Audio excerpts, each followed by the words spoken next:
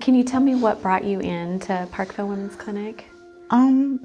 Initially, I came to confirm a pregnancy.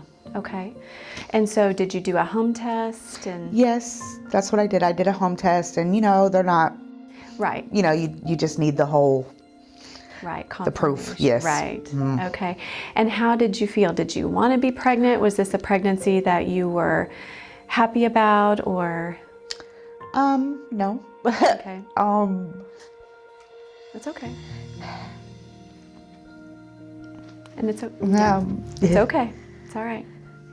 I'm 35, and I already have my family. Okay.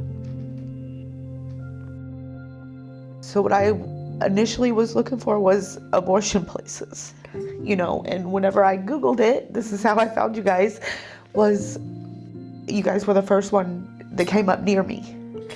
And whenever I called, I didn't even call, you guys had a text option. Yes. And so that was so much easier, was to text. Right. And I text the number, and somebody actually replied, right instantly. Right. And it was 8 o'clock in the morning, and I said I wanted to come in, and, they said, whatever your choices are, come in and talk to us. How did that make you feel to have that quick response, I guess? You don't know the other person on the other end, but it's so much easier nowadays for people to express things through a text message than on a phone, or, so whenever I text and I got that response back, like, you don't know if it's going to be automated or is it an actual person on the other side. I just spewed like I'm 35 and, what am I doing?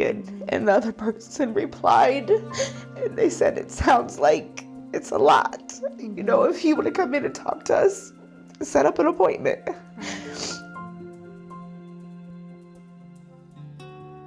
First of all, kind of what was your expectation, and then kind of what was your experience when you came in? You go to places and you bring up abortions, they start to get on you and say, that's not the right decision, and that's not, and here wasn't like that.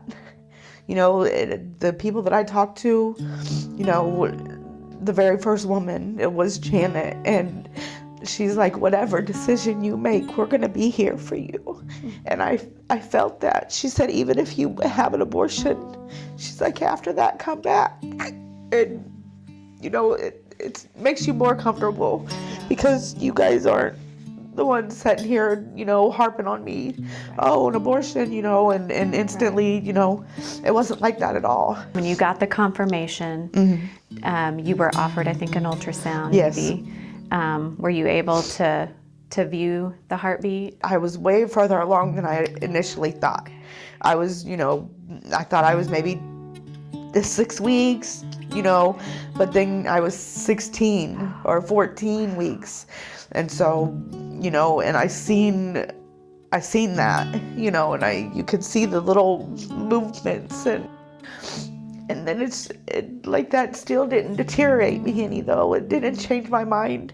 Like I was head set on an abortion, because I'm not ready. I just am not ready. I've done all the options. I've given a baby up for adoption, and I've had an abortion, and I've gave birth.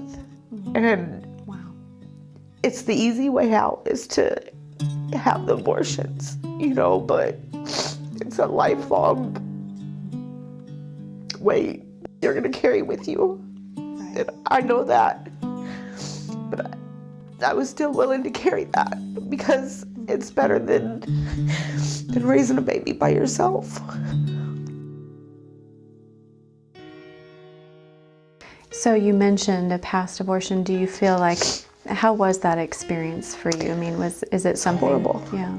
It was horrible. I mean, it was after my first son, and he was 3 months old, and me and his dad were together for a long time, and we decided together, this wasn't worth it.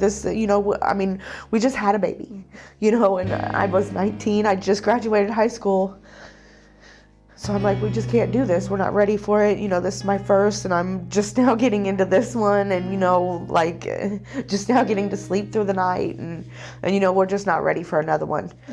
But I feel like those were unnecessary abortions, and like this one is necessary because I am completely single this time. Now, obviously, you've chosen differently. What do you feel like has helped you, and has the clinic played a part in that? You guys are willing to walk with me the whole way. I mean, Janet's even like, I will be there in February. You know, when the baby's due, I will be there. You know, I'll hold your hand. We'll be there through this, during this, and after this, whatever your decision was. And that's where, you know, you're not rejected at all, no matter what decision you made. How do you feel like your life would be different if you hadn't come to the clinic? Well, I probably would have been at that abortion clinic. Okay. Well, we're so glad that you're not.